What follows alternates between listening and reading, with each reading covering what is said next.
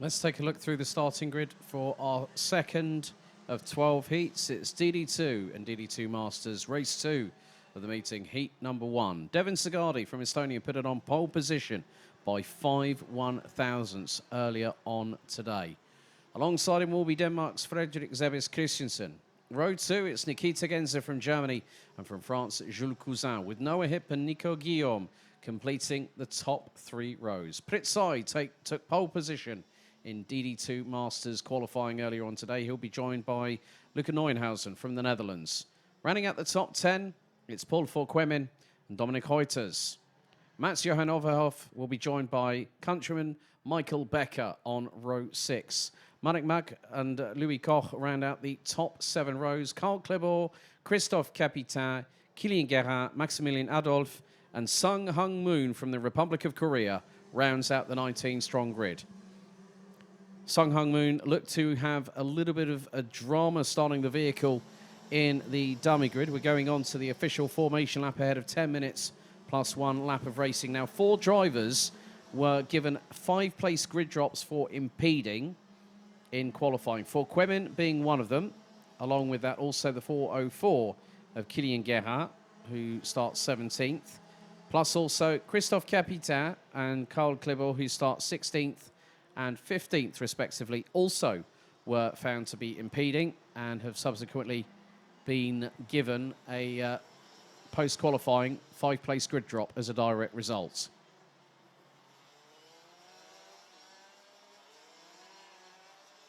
Rain is now starting to fall again, so whatever evolution that happened during the Mini-Max and Mini-Rookie opening heat now has been in some ways taken away.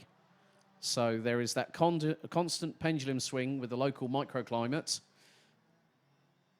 which does really, you know, if you can master your way around karting Genk in both dry and wet weather conditions and also adapt to changeable conditions, then that just goes to show that your racecraft that you have developed over the years has really come into prominence. But it's now dependent on who makes the best of this current situation over 10 minutes plus an additional lap. The red lights are ignited on the starting gantry once again. It's down to Devin Sigardi and Frederik Zebis Christensen. They will be the ones controlling the 2x2 rolling start. They've all got to start to concertina into formation because the leaders are now bringing the field out of the final corner. We go into the tram lines. Revs rise. Are we ready? Are we steady? Lights are out. We're on the way first time. Who's going to get to turn 1 first? Well, there's something, looks like a hose on the right-hand side. Oh, dearie me. Not what you needed going into turn 1. One cart's mounted the front of another. Looked like on the right-hand side of Frederik Zebis Christensen's kart, something was awry. Okay, and that is, oh, that's the pole sitter. Sigardi's out, off. And who was that? That was the 403 of Dominic Reuters. Now, I did see on the right-hand side of Frederik Zebis Christensen's kart that something came to drift. It looked like it was a hose. Oh, someone's gone off at turn 7. That was one of the Door Motorsport karts. And the back end nearly pirouetted around itself, putting the driver the opposite way down the Europolant. Yes, there are. That is a hose on the right-hand side of Frederik Zebis Christensen's kart that is flapping around wildly. Now, if that's dropping any fluid, that then might have compromised the likes of Devin Sigardi, because that would have made a slippery surface even more, yeah,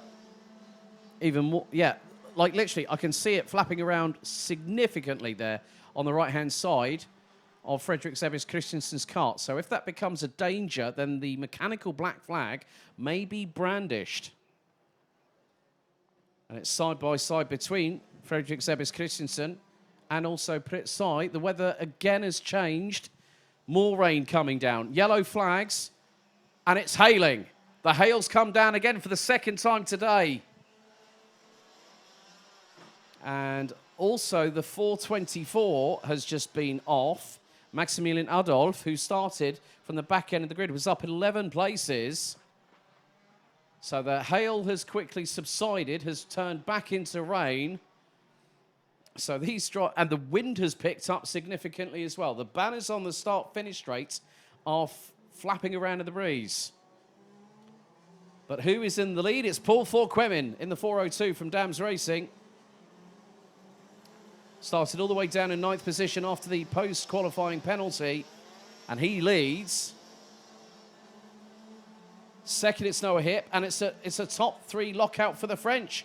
Kylian Gerhardt has sprinted up the order from 17th on the grid and is now P3, ahead of Frederik Sebis Christensen.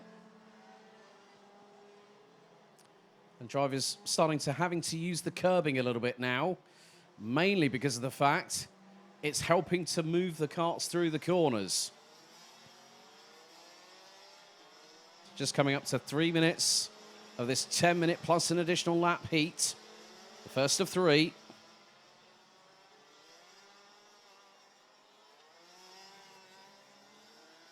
And Forquemin is trying to start pulling a lead. There's a kart on the on the left-hand side coming down from turn 9.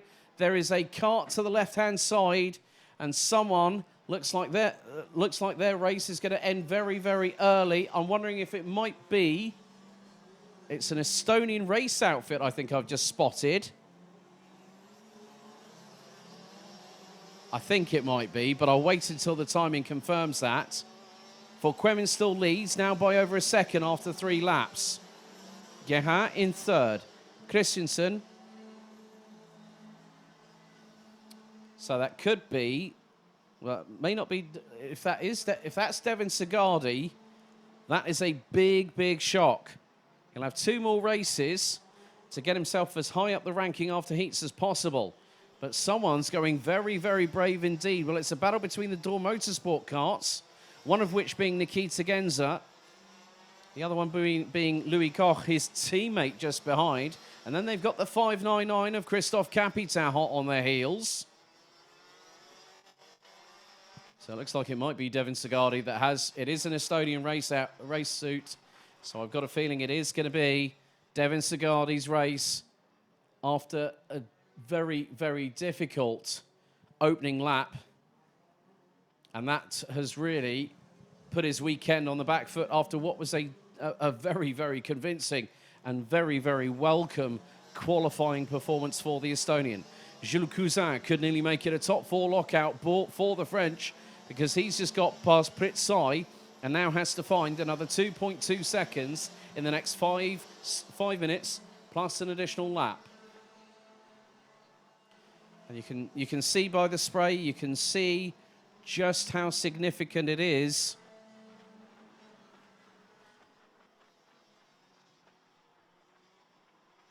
So with 4 minutes and 45 seconds still to go, plus an additional lap, anything can happen. There's Pritsai just behind the 2 from Door Motorsport. So it's going to be very, very tough. That's Mats-Johan Overhoff now ahead of Nikita Genza. It looks like so that's the 401, possibly in front of the 407. Now Mats-Johan Overhoff started in 10th place. He's now up into 7th. So with 4 1/4 minutes still to go, it is like skating on an ice rink at the moment. And it near enough literally was a bit earlier on during the lunch break. Caught us all by surprise. But still, with 4 minutes, how big is the lead from Paul Forquemin? 1.1 seconds ahead of Noah Hip. And now the move has happened. Jules Cousin through on Frederik Sebis Christensen. So that's drivers from France in 1st, 2nd, 3rd, and 4th. Pritsai still leads in the DD2 Masters classification. He's currently P9. Christophe Capita has started 16th, now up into 11th, and there's only Louis Koch between the pair of them to battle. Well, hang on, that has changed, I think, because there is Pritsai, there is Christophe Capita, because Louis Koch has got passed through on the 519, so there's the race lead for DD2 Masters. And they've got Carl Clebor right with them. So the 540 also getting a 5-place grid penalty for impeding during qualifying. He knows this circuit very, very well indeed and has won multiple titles within the Benelux region.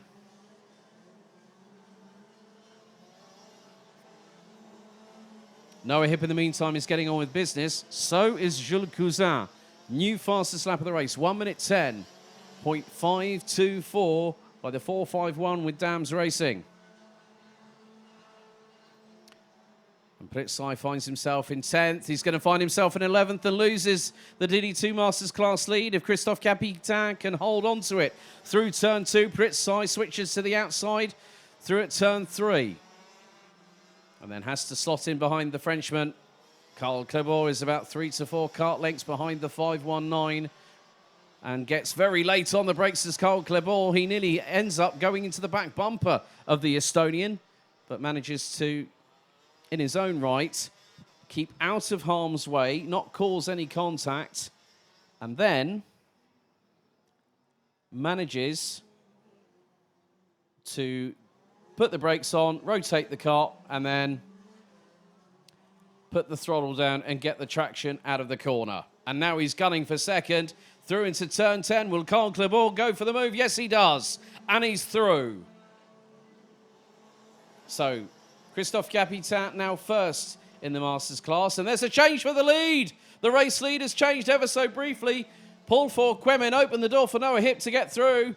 And then just went a little bit deeper, rotated the kart, put the pedal to the metal, and the rear tyres bit into the tarmac, and he was shot out of a cannon, was the 402.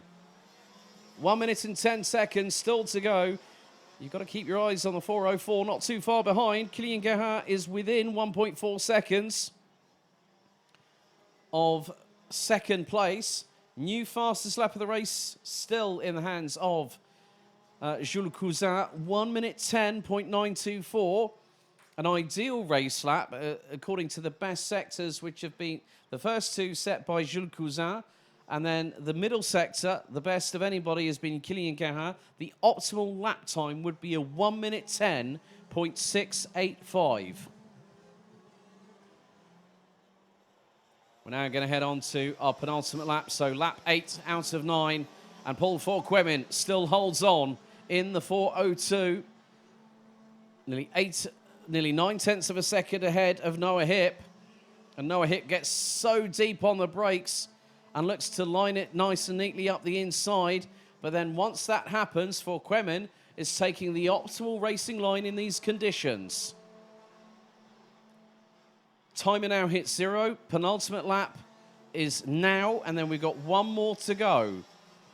And the biggest thing that what we were seeing with Noah Hip was taking the traditional racing line. Paul Fourquemin, on the other hand, went high and wide, turned the kart in, and when you point the kart in a direction and hit the throttle when the kart's pointed straight, you'll get a better traction pull. And that's exactly what Paul Fourquemin has done in order to combat Noah Hip's late braking into turn 2.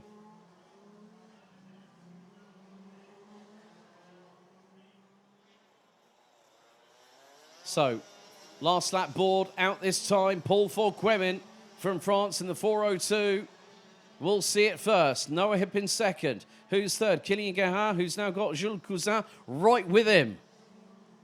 So Jules Cousin has put in laps that were probably the best part of nearly a second quicker than Kylian Gerhardt and has really revelled in these conditions and could get third by the checkered. Frederick Sebis Christensen holding on to fifth at the moment, but is being closed in on by the likes of Nicolas Guillaume, Nikita Genza, Mats Johan Overhoff is in 8th. Louis Koch and Christophe Capitan, who leads DD2 Masters, rounds out the top 10. But the leaders coming through out of turn 8 for the 9th and final, the 10th and final time.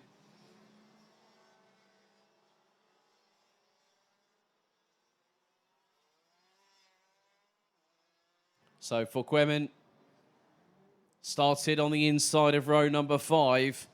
And amidst all the drama in the opening couple of laps, the Frenchman has weathered the storm. Out of the final corner Is it going to be a run to the line? Is it going to be a drag race? No, it's not. Paul Forquemin wins Heat 1 in DD2 and DD2 Masters by 4/10 ahead of Noah Hip. Third, it's Kylian Gahin, with Jules Cousin making it a top 4 lockout for France.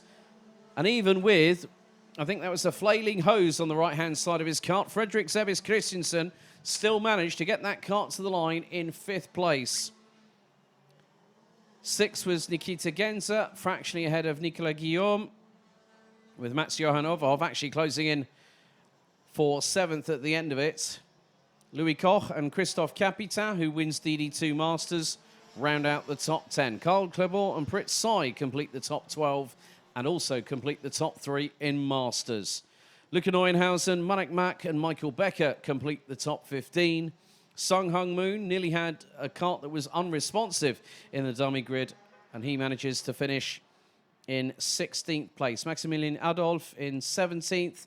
Dominic Reuters, not too sure if the 403 has managed to cross the line, but on the opening lap of the race, we lost Estonia's Devin Sigardi, who also was our pole sitter in time qualifying.